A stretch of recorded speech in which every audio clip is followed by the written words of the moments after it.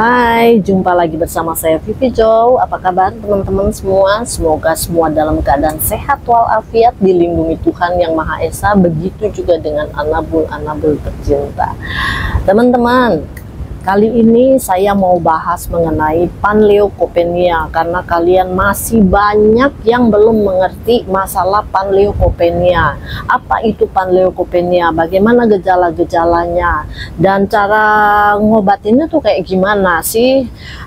Dan apalagi ya sekarang ini banyak beredar obat-obatan yang bilang bahwa oh ini obat bisa menyembuhkan panleukopenia.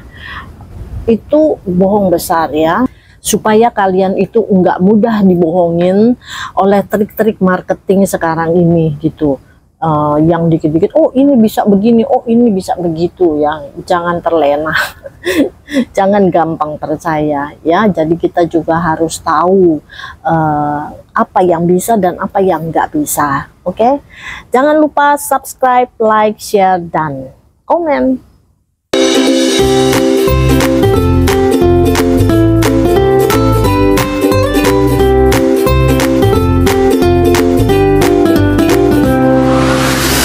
Oke, apa sih panleukopenia? Panleukopenia itu disebabkan oleh virus ya, virus parvo namanya. Nah, gejalanya adalah muntah dan diare. Ya, muntah itu yang kayak gimana? Kalau muntah itu yang cuma sekali, sekali, misalkan satu hari itu palingan 2 atau 3 kali, itu kemungkinan cacingan ya. Jadi bukannya panle ya, tapi kalau yang muntah baru muntah lagi.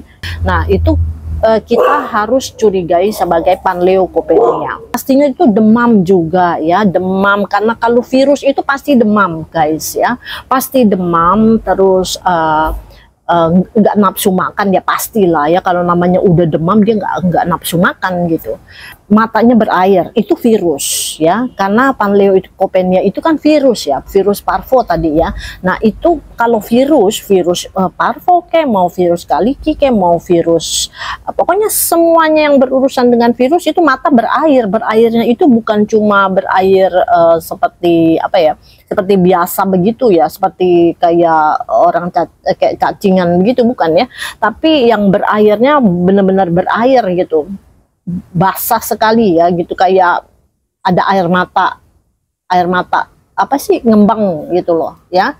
Nah itu virus ya. Nah, kalau masih gejala itu masih bisa ditangani kita sendiri ya, mungkin kita bisa kasih obat-obatan dengan catatan obat cacing udah gitu. Kalau misalkan obat cacing udah, kalau belum kita ingatnya oh belum obat cacing ya udah, kemungkinan juga dia bisa cacingan karena muntah dan diare bisa juga cacingan. Kita kasih dulu obat cacing. Nah, kalau misalnya obat cacing udah terus dia masih muntah, kita kasih dulu juga obat muntahnya. Ya, kita stop muntahnya dengan obat muntahnya.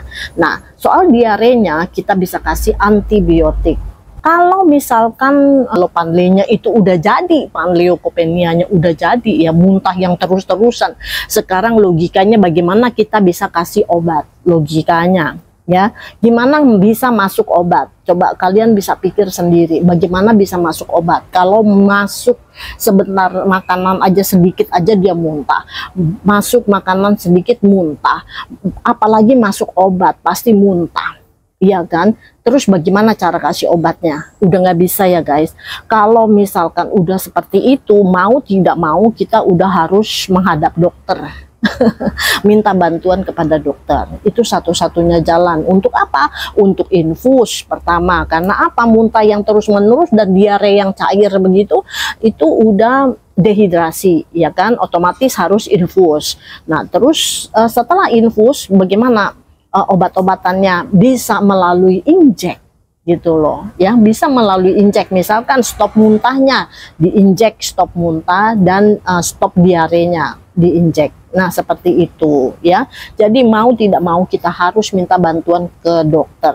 Jadi tidak ada obat panleukopenia itu, enggak ada, bohong. Kalau misalnya kalian menemukan gitu obat yang menyatakan bahwa dia obat ini bisa menyembuhkan panleukopenia itu bohong besar. Jangan kalian percaya gitu ya. Panleukopenia itu bisa sembuh dengan antibiotik biasa. Ya, antibiotik biasa, bukan antibiotik yang enteng, yang ringan gitu ya, tapi otomatis antibiotik yang udah berat gitu loh ya, yang udah tinggi dosisnya gitu. Nah, terus juga dengan obat diare, itu obat-obatannya seperti biasa aja ya, jadi tidak ada obat khusus panleukopenia, itu nonsen, itu nggak ada. Jadi kalian jangan sampai tertipu masalah itu ya. Kalau udah panle mah udah nggak bisa diobatin, satu-satunya jalan ke dokter. Oke, yuk kita lihat bagaimana cara saya mengobati gejala panleukopenia. Jadi ini Ika guys ya, awalnya batuk pilek ya, hari pertama dan hari kedua demam juga ya. Nah, jadi saya kasih dia obat radang. Pastinya saya kasih ini ya, obat radang DRH Arya. Tapi hari ketiga dia ada muntah. Biasanya kalau dikasih obat ini ya, dikasih obat radang ini, biasanya itu demam pasti turun. Demamnya memang turun, tapi batuk pileknya masih, dan ditambah matanya juga berair. Kita lihat mata dia juga berair. Nah, seperti itu. Kalau mata berair kayak gini, saya bisa pastikan dia ini bukan cuma sekedar batuk pilek demam aja, tapi dia sudah virus jahat ya. Dan pada hari ketiga dia ada muntah, terus dia duduk, pupnya cair, langsung molos gitu ya, cair. Firasat saya sedikit ada kemungkinan dia ini gejala panle, tapi saya positive thinking, maka saya kasih dia dulu obat cacing karena memang dia belum dikasih obat cacing. Nah, malam itu saya tunggu sampai pagi ya, sampai sekitar jam 3-an gitu, dia nggak muntah. Dia nggak muntah lagi ya. Dari jam berapa itu, dari jam 10 ya saya kasih obat cacing, jam 11-nya saya kasih obat radang dan obat batuknya Ambroxol ya. Dia nggak muntah lagi sampai jam 3 pagi, dia nggak muntah lagi, tapi dia masih moncor, sekali lagi dia moncor ya, air itu. Nah, ini hari keempat ya, hari keempat karena dia ada moncor, ini saya seduh digestif ya, digestif dry. Saya seduh, saya lembekin, terus dihancurin seperti ini, disuapin. Nah, selesai disuapin, saya tunggu dulu 10 menit, baru saya kasih obat ya, obat radang ini ya. Terus saya kasih juga guani strep untuk moncornya ya, untuk mencretnya. Terus untuk batuknya saya kasih juga Ambroxol Roferton. Nah, ini Ambroxol Roferton setengah tablet ya, untuk kucing dewasa. Tapi setelah makan obat baru aja masuk ya, ini udah muntah dia guys. Dia muntah, tapi enggak semua sih makanannya dia muntahin ya, karena memang udah saya tunggu 10 menit. Coba saya lihat dia ada mencret gak. Nah, moncornya udah enggak ya, moncornya udah enggak, cuma muntah aja kayak gitu.